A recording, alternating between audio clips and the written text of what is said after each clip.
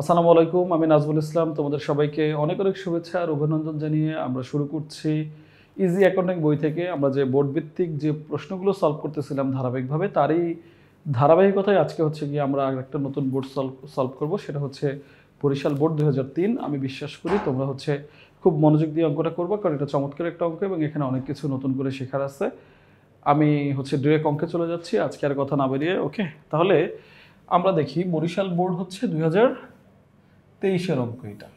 ওকে, Barishal board এটা তোমরা মনোযোগ দিয়ে শোনো। আগে এটা হচ্ছে রফিক ট্রেডার্সের অঙ্ক, 2022 সালের জুন মাসের অঙ্ক। এবং এখানে কি আছে দেখো, তারা কোশ্চেনগুলোতে কি চাইছে, আমরা একটু কোশ্চেনগুলো দেখে আসি।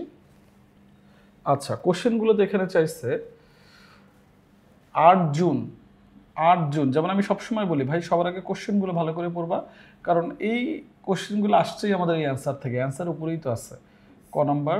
তাহলে আমরা দেখি এখানে আমাদের এখানে ওরা কি চাইছে। তাহলে ক নম্বরে আমাদের এখানে ওরা চাইছে জুন 8 তারিখের লেনদেনের ভিত্তিতে প্রতিটা কোণের একটি নিট বিক্রয়ের পরিমাণ, মানে কি পরিমাণে নিট বিক্রয় আছে প্রদীপ এবং কোঙের নিকট, এটা পারবো। উপযুক্ত তথ্য বলে রফিক ট্রেডার্সের ক্রয় ফেরত জাবেদা। ক্রয় ফেরত জাবেদা করবো আমরা, ক্রয় জাবেদা, বিক্রয় জাবেদা, ক্রয় ফেরত জাবেদা এবং বিক্রয় ফেরত জাবেদা যেটা আমরা করি সেখান থেকে। এবং এরপরে আমাদের বলছে 27 তারিখের লেনদেনের ভিত্তিতে একটি ক্রেডিট নোট তৈরি করতে বলছে। এখানে দেখো প্রত্যেকটা অঙ্ক আমাদের চমৎকার করে বলে দিচ্ছে, 8 এবং 27 এগুলো তো সব অঙ্কে আসলে এভাবে বলা থাকে না। তোমাকে তখন ওরা বলে দেয় যে উপযুক্ত লেনদেন দিয়ে করো। উপযুক্ত লেনদেন মানে হচ্ছে তোমাকে বুঝে নিতে হবে কখন আমি ক্রেডিট নোট করব, কোন কোন লেনদেন দিয়ে আমি ক্রয় জাবেদা করব, অথবা কোন কোন লেনদেন দিয়ে নেট বিক্রয় বের করতে হবে। ঠিক আছে, সো এত কঠিন কিছু করে নাই ওরা, আমাদের জন্য এটা ইজি করে দিছে। ঠিক আছে, তাহলে আমরা একটু দেখি আমাদের অঙ্কগুলো। আমরা ক নম্বরে ডিরেক্ট সলিউশনে চলে যাব। তোমরা আমার সাথে কনসেন্ট্রেশন সহকারে থাকো এবং আমি এটা তোমাদেরকে খুব বুঝিয়ে বুঝিয়ে করাবো ইনশাল্লাহ। ওকে, তাহলে দেখো এখানে কি বলছে। এখানে হচ্ছে আমাদের বলছে 5 তারিখে হচ্ছে নিম্নমানের জন্য সাদি ট্রেডার্সের নিকট প্রতি কেজি আমাদের কত 110 টাকা ধরে 30 কেজি চাল ফেরত পাঠানো হলো। তো যখন ফেরত পাঠাইলাম এটাকে বলে বিক্রয় ফেরত। এটাকে কি বলে? বিক্রয় ফেরত। যখন আমরা ফেরত পাঠাইলাম এটাকে বলে বিক্রয় ফেরত। কারবারিবারটা হচ্ছে 5%। ঠিক আছে, ওকে। এরপরে আমরা আসি, এরপরে আমরা একটু দেখি 8 তারিখে বলছে প্রদীপ অ্যান্ড কোঙের নিকট প্রতি বস্তা 2150 টাকা দরে 25 বস্তা চাল বিক্রয়, ব্যবসায়িক বাট্টা 10% এবং চালার নাম হচ্ছে 15 এবং এখানে কোনো আনুষঙ্গিক খরচ নাই। তাহলে প্রতি বস্তা হচ্ছে 2150 টাকা করে। কত বস্তা? 5 বস্তা। 25 বস্তা হচ্ছে 2150 টাকা দরে, 25 বস্তা হচ্ছে তোমার চাল। এবং ব্যবসায়িক বাট্টার অপর নাম হচ্ছে কারবারি বাট্টা। এটা কিন্তু তোমরা ভালো করে জানো, ব্যবসায়িক বাট্টার অপর নাম হচ্ছে কারবারি বাট্টা। 10%, চালার নাম হচ্ছে 15। ওকে, আচ্ছা, এবার আমরা আসি এই 8 তারিখের লেনদেন দিয়ে আমাদের একটা নেট বিক্রয়ের পরিমাণ বের করতে বলছে। নেট বিক্রয় মানে কি? এই যে আমরা বিক্রয় করছি, এই বিক্রয়ের সাথে যদি কোনো কিছু যোগ হয় তাহলে সেটা যোগ করতে হবে, আর যদি এখানে কোনো কিছু বিয়োগ হয় তাহলে বিয়োগ করতে হবে। তো এখানে দেখো তো কোনো কিছু আসলে বিয়োগ করার মতো আছে কিনা। আছে, এখানে হচ্ছে এই যে কারবারি বাট্টা বা ব্যবসায়িক বাট্টাটা বিয়োগ করা আছে। আর যোগ করার মতো কি কোনো আনুষঙ্গিক খরচ কোনো কিছু আছে? এখানে যোগ করার মতো কোনো আনুষঙ্গিক খরচ কোনো কিছু নাই। তাহলে আমরা চলো একটু আমরা দেখে আসি যে আমাদের এখানে বিক্রয়টা, আমরা নিট বিক্রয়টা কিভাবে বের করলাম। তাহলে আমরা নিট বিক্রয়টা এখানে বের করছি, নিট বিক্রয়টা আমরা বের করছি, তারিখ দিচ্ছি যেটা ছক, আসলে বিবরণ। এখানে তুমি টাকা দিয়ে বসাইতে পারো, কোনো সমস্যা নেই, এটা আরো ভালো হয়। তো এখানে দেখো বিক্রয় প্রত্যেক বস্তা করছি 2150 টাকা ধরে, আমরা 25 বস্তা করছি। প্রত্যেক বস্তা করছি 2150 টাকা ধরে, কত বস্তা? 25 বস্তা। তাহলে এটা গুণ করলে আমার হয় 53,750 টাকা টোটাল। তো যদি আমাদের কোনো কারবারি বাট্টা এখানে না থাকতো, যদি এটা না থাকতো তাহলে এটাই আমার নেট বিক্রয়। অথবা কারবারি বাট্টা থাকতো না, আনুষঙ্গিক যদি কোনো খরচ থাকতো সেটা আমরা যোগ করে দিতাম, তখন আমাদের নেট বিক্রয় বের হইতো। অথবা কারবারি বাট্টা এবং হচ্ছে আনুষঙ্গিক খরচ দুইটাই থাকতো, তখন কি করতাম? প্রথমে কারবারি বাট্টা বাদ দিতাম, তারপরে আমরা আনুষঙ্গিক খরচ যোগ করতাম। কারণ কি? আনুষঙ্গিক খরচের উপরে কোনো ছাড় পাওয়া যায় না, আনুষঙ্গিক খরচের উপরে কোনো ছাড় পাওয়া যায় না। ওকে, তাহলে আমরা এই টাকা থেকে এবার 10% কারবারি বাট্টা যেটা আছে, যেটাকে আমরা ব্যবসায়িক বাট্টা বলি, যেটা পণ্যের ক্রয় মূল্যের উপর থেকে বা বিক্রয় মূল্যের উপর থেকে ডিরেক্ট বাদ দেওয়া হয়, সেটা আমরা বের করতেছি। এটা কি? এটা কত? 5375 টাকা। You got my point? Okay, তাহলে আমরা এটা যোগ করে এখানে বসাই দিব। যোগ করলে আমাদের এখানে কত হয়? 5375 টাকা যদি আমরা এখান থেকে যোগ করি, বাদ দিই, তাহলে এখানে কত হয়? 53 থেকে 5000 গেলে কত হয়? 48,000। আর 700 থেকে 375 গেলে হয় কত? 425। 48,425 টাকা হচ্ছে আমার এখানের যোগফল। 48,425 টাকা হচ্ছে আমার এখানের যোগফল। ঠিক আছে, 375 তো 375 টাকা হচ্ছে আমার তাহলে এখানে যোগফল। 375 হচ্ছে আমার এখানে যোগফল। দুঃখিত, আমি এটা একটু মনোযোগ দিয়ে দেখো তোমরা। 375 হচ্ছে আমার এখানের যোগফল। এটা আমরা দুইটা দাগ দিয়ে দিলাম। এই যে আমাদের ক নম্বরে আনসার শেষ। রফিকের নেট বিক্রয়ের পরিমাণ আমরা বের করে ফেলছি। সো এরপর আমাদের দেখো, আমরা একটু দেখি এরপর আমাদের খ নম্বরে কি বলছে। লক্ষ্মী ভাই সবাই খ নম্বরে চলে আসো। খ নম্বরে বলছে উপযুক্ত তথ্য অবলম্বন করে রফিক ট্রেডার্সের ক্রয় ফেরত জাবেদা তৈরি করতে বলছে। তাহলে এবার তোমাদের আমি বলি, এই যে আমরা বিশেষ জাবেদাগুলো করে থাকি সেটাকে আমরা সাধারণত 6 ভাগে ভাগ করি। একটা হচ্ছে ক্রয় জাবেদা, একটা হচ্ছে ক্রয় জাবেদা, একটা হচ্ছে বিক্রয় জাবেদা, একটা হচ্ছে ক্রয় ফেরত জাবেদা, একটা হচ্ছে বিক্রয় ফেরত জাবেদা, আর একটা হচ্ছে তোমার যেটাকে আমরা নগদ প্রদান জাবেদা বলি বা নগদ প্রাপ্তি জাবেদা। তো এরই মধ্যে একটা জাবেদা হচ্ছে কি আমাদের ক্রয় ফেরত জাবেদা। তাহলে আমরা এখানে কি করব? আমরা এখানে ক্রয় ফেরত জাবেদাটা করব। কি করব? ক্রয় ফেরত জাবেদা করব। তাহলে ক্রয় ফেরত জাবেদা করতে হলে অবশ্যই আমাকে কি লাগবে? ক্রয় ফেরত জাবেদা করতে হলে অবশ্যই আমাকে ক্রয় ফেরতের যে লেনদেনগুলো আছে সেগুলো লাগবে। তাহলে ক্রয় ফেরত জাবেদা আমরা দেখি কোথাও ক্রয় করে ফেরত আমরা পাঠাইছি কিনা। ঠিক আছে, এই যে দেখো এখানে আমরা ক্রয় করে ফেরত পাঠাইছি, তার মানে এটা একটা ক্রয় ফেরত।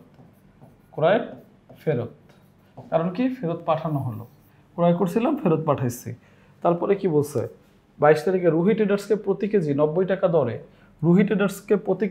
টাকা দরে 25 কেজি চাল ফরমাইশ মোতাবেক না হয় ফেরত পাঠানো হলো। তার মানে এটাও হচ্ছে আমার আরেকটা ফেরত। এরপরে আর কোনো কিছু আছে? এইটা হচ্ছে ফেরত আসলো, তার মানে এটা হচ্ছে একটা বিক্রয় ফেরত। তো বিক্রয় ফেরত আমরা করব না, আমরা করব হচ্ছে ক্রয় ফেরত জাবেদা। তাহলে আমরা দুইটা লেনদেন পাইলাম, এক হচ্ছে 5 এবং 22। কারণ কি? দুইটাই আমরা ফেরত পাঠাইছি। কার কাছে ফেরত পাঠাইছি? আমরা বিক্রেতার কাছে ফেরত পাঠাইছি। আর আমরা কারা ছিলাম? আমরা ক্রেতা ছিলাম। ক্রেতা বলেই আমরা ফেরত পাঠাইছি এবং সেটাকে ক্রয় ফেরত জাবেদা বলে। ঠিক আছে, এবার আমরা তাহলে আসি লক্ষ্মী ভাই। দেখো আমরা একটু অ্যান্সারটা দেখি কিভাবে আমরা আসলে এটা করব। ওকে, এবার আসি আমরা ক্রয় ফেরত জাবেদা তাহলে কে তৈরি করে? ক্রয় ফেরত জাবেদা তৈরি করে হচ্ছে ক্রেতা। এখানে ক্রেতা কে ছিল? রফিক। কারণ কি? ও ব্যক্তি দুজনের কাছে এটা ফেরত পাঠাইছে। ঠিক আছে, এবং এখানে আমরা টাইটেলটা দিয়ে দিলাম ক্রয় ফেরত জাবেদা। ঠিক আছে, এটা হচ্ছে রুলস। ওকে, দেন আমরা ছকটা করে ফেলি। ছকটা কিভাবে করতে হয়? তারিখ, ডেবিট হিসাব খাত, ডেবিট নোট নং এবং সূত্র। আর এখানে হচ্ছে পাওনাদার হিসাব ডেবিট এবং ক্রয় হিসাব ক্রেডিট। পাওনাদার হিসাব ডেবিট এবং ক্রয় হিসাব ক্রেডিট। এখানে হচ্ছে আমাদের পাওনাদার হিসাব ডেবিট এবং ক্রয় হিসাব ক্রেডিট। এই হচ্ছে আমাদের ছক। পাওনাদার হিসাব ডেবিট এবং ক্রয় হিসাব ক্রেডিট। ঠিক আছে, পাওনাদার হিসাব ডেবিট এবং ক্রয় ফেরত হিসাব ক্রেডিট। দেখো এইখানে কোশ্চেন হচ্ছে তোমাদের যে ভাই এই যে ডেবিট হিসাব খাত কেন আসলো এখানে? আচ্ছা, সর্বপ্রথম হচ্ছে এরা এই দুইজন আমার কি? এই দুইজন হচ্ছে আমার পাওনাদার। এই দুইজন হচ্ছে আমার পাওনাদারের নাম, যাদেরকে আমরা একসাথে পাওনাদার বলি, আর আলাদা আলাদা আমরা সাদি ট্রেডার্স এবং রুহি ট্রেডার্স নামে লিঙ্ক করছি। তাহলে এই জাবেদার মধ্যে পাওনাদার কি? ডেবিট। এই জাবেদার মধ্যে পাওনাদার কি? ডেবিট। তাহলে এইখানে যে আমরা নামগুলো লিখছি তারাও তো পাওনাদার, অতএব তাদের হিসাব খাতটা হচ্ছে ডেবিট হিসাব খাত।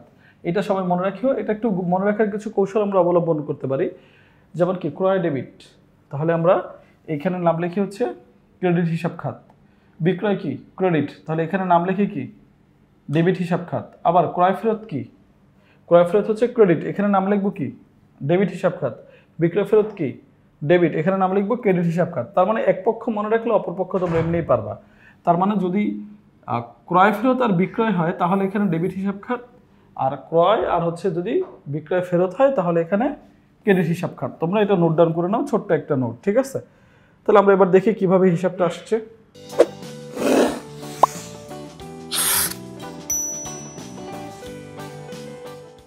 ওকে, তাহলে আমরা দেখি এই যে আমাদের নিট টাকাটা বা নিট বিক্রয় বা ক্রয় ফেরতটা আমরা কিভাবে বের করি। দেখো এখানে আমরা দেখলাম সাদি ট্রেডার্স, প্রথমে সাদি ট্রেডার্স কি হয়েছে ভাই, সাদি ট্রেডার্স হচ্ছে তোমার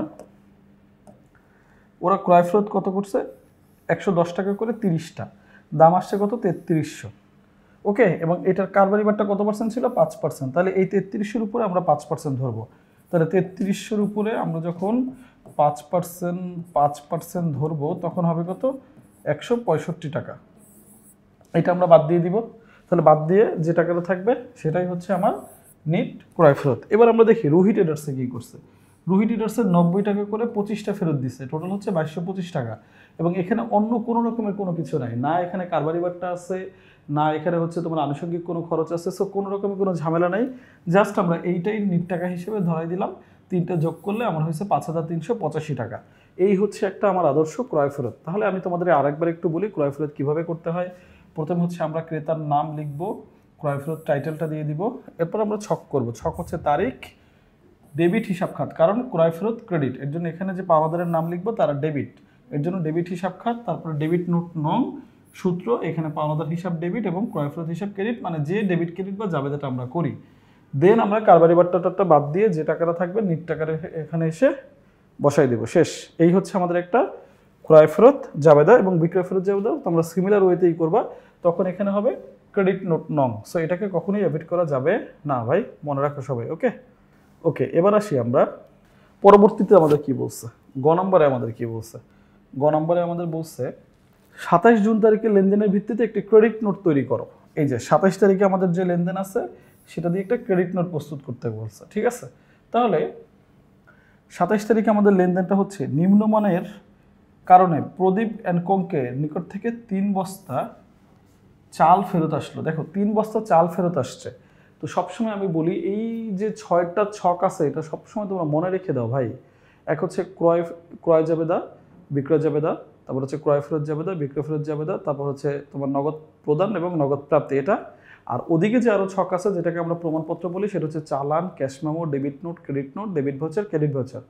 পরীক্ষার হলে টোটাল দেখবে 20 মার্ক আসছে সব কিছু এগুলো মিলে। সো এগুলোকে কোনোভাবে অ্যাভয়েড করা যাবে না। তাহলে কয় বস্তা চাল ফেরত আসলো 3 বস্তা ফেরত আসলো, তার মানে আমরা বিক্রয় করছিলাম বলে ফেরত আসছে, তার মানে এটা আমার জন্য একটা কি, এটা অবশ্যই আমার জন্য একটা বিক্রয় ফেরত। এবং আমরা তাহলে প্রদীপের কাছে কত করে কিনছিলাম দেখো তো, প্রদীপের কাছ থেকে যেহেতু ফেরত আসছে, প্রদীপের কাছে আমরা বিক্রয় করছিলাম 2150 টাকা করে। কত করে বিক্রয় করছিলাম 2150। দেখো কত বস্তা, আমরা 25 বস্তা করছিলাম। এবং ব্যবসায়িক বারটা কত ছিল, তাহলে ব্যবসায়িক বারটা ছিল 10%, চালান নং ছিল 15, বাস শেষ। এখন দেখো যদি আমাদের কোনো বিক্রয় জাবেদা করতে বলতো তখন কিন্তু আমরা এটা বিক্রয় জাবেদা করতাম, এটা সবসময় মনে রাখবা, কারণ ধারে বিক্রয় দিয়েই বিক্রয় জাবেদা তৈরি করতে হয়। এখন আমরা দেখব যে আমরা কিভাবে একটা ক্রেডিট নোট তৈরি করব। ওকে, এই হচ্ছে আমাদের একটা ক্রেডিট নোটের ছক। ক্রেডিট নোটটা আসলে কি, ক্রেডিট নোটটা হচ্ছে এই যে আমরা ফেরত পাঠালাম এটার একটা প্রমাণপত্র। আমরা প্রমাণ আকারে একদম দেখাই দিলাম যে ভাই তোমার কাছ থেকে আমার এই পণ্য বিক্রয় করছিলাম, সেই পণ্যটা আবার তোমার কাছে আমি ফেরত পাঠিয়ে দিলাম। কেন পাঠালাম, এই যে আমার মানের সাথে মিলে নাই, আমার স্যাম্পলের সাথে মিলে নাই, আমি যেভাবে চাইছি সাইজের সাথে মিলে নাই, যে কোনো একটা অবস্টাকল ঘটছে বলেই আবার আমরা এটা ফেরত করে দিলাম। তার মানে তোমাকে যখন আমি প্রথমে কি করছিলাম, বিক্রয় করার সময় ক্রেডিট করছিলাম, এবার তোমাকে আমরা ডেবিট করে দিলাম। অথবা যদি আমি তোমাকে ক্রয়ের সময় ডেবিট করছিলাম, এবার আমরা তোমাকে ক্রেডিট করে দিলাম। এভাবেই হয় সাধারণত। তাহলে আমরা দেখি এটা আসলে কিভাবে তৈরি হয়। এটা কে করে, এটা করে হচ্ছে বিক্রেতা। তাহলে এখানে বিক্রেতা কে ছিল, রফিক ট্রেডার্স ছিল এখানে বিক্রেতা, রফিক ট্রেডার্স ছিল এখানে বিক্রেতা, এখানে রফিক ট্রেডার্স ছিল তোমার বিক্রেতা। বিক্রেতা কিন্তু তার নাম লিখে দিছে, যদি কোনো অ্যাড্রেস থাকতো এখানে লিখে দিতা অ্যাড্রেস। এরপরে সে হেডলাইন দিছে তার যে ক্রেডিট নোট, যেটাকে টাইটেল বলি আমরা, ঠিক আছে? এরপরে আমরা কি করব, তারিখ আমরা এখানে লিখে দিলাম 17 জুন 2022। তারিখ হচ্ছে 17 জুন 2022, তারিখ কত 17 জুন 2022। আর ক্রেডিট নোট নং হচ্ছে এখানে 2, ক্রেডিট নোট নং হচ্ছে এখানে 2, ওখানে লেখা ছিল। এই পাশে তাহলে ক্রেডিট নং, প্রেরকের নাম ও ঠিকানা। তাহলে প্রেরকের নাম কি, এইটা আমার কাছে ফেরত কে পাঠাইছিল, ক্রেতা, আমার ক্রেতা কে ছিল? প্রদীপ অ্যান্ড কুং, সে আমার কাছে এটা ফেরত পাঠাইছে। ঠিক আছে, তাহলে আমরা এটা লিখলাম। ওকে, ডান। এবার কি হয়েছে, সূত্র কোনো কিছু আছে এখানে? সূত্র কোনো কিছু আমরা ফাইন্ড আউট করতে পারিনি, আমরা লিখি নাই। আমি আবার তোমাদের একটু বলি, এটা তৈরি করে সাধারণত হচ্ছে বিক্রেতা, তাহলে বিক্রেতা হচ্ছে এটা লিখছে এবং সে ডেবিট নোট নং ক্রেডিট নোট নং লিখছে, তার এখানে অ্যাড্রেস হবে, এইটা হচ্ছে তার তারিখ, এটা হচ্ছে তার তারিখের ডিটেলস, এইটা হচ্ছে ক্রেডিট নোট নং, এখানে তুমি লিখে দিবা, সেটা ডেবিট নোট নং করো বা ক্রেডিট নোট নং করো, এটা লিখবা। দেন হচ্ছে এখানে প্রেরকের নাম বা প্রাপকের নাম, ক্রয় যাবে ক্রেডিট নোট হইলে এখানে হচ্ছে প্রেরকের নাম ও ঠিকানা, আর কি হবে বলো, ক্রয় হইলে তখন হবে প্রাপকের নাম এবং ঠিকানা। ঠিক আছে, এইটুকু আমরা ভালো করে লিখে দিব, অ্যাড্রেস থাকলে অ্যাড্রেস লিখবো এবং সূত্র, শেষ। এই কাজ এখানে শেষ। এরপরে কি কাজ এখানে? এরপরে কাজ হচ্ছে দেখো ভাই, কোন ঘটনাটা ঘটছে সেই ঘটনাটা এখানে না ডিটেলস বসানো, কোন ঘটনাটা ঘটছে সেই ঘটনাটা এসে এখানে ডিটেলস বসানো। ঘটনাটা তাহলে কি ছিল? প্রতি বস্তা 2150 টাকা ধরে 3 বস্তা, তাহলে 2150 ইন্টু 3, এটা দিয়ে আমরা গুণ দিব।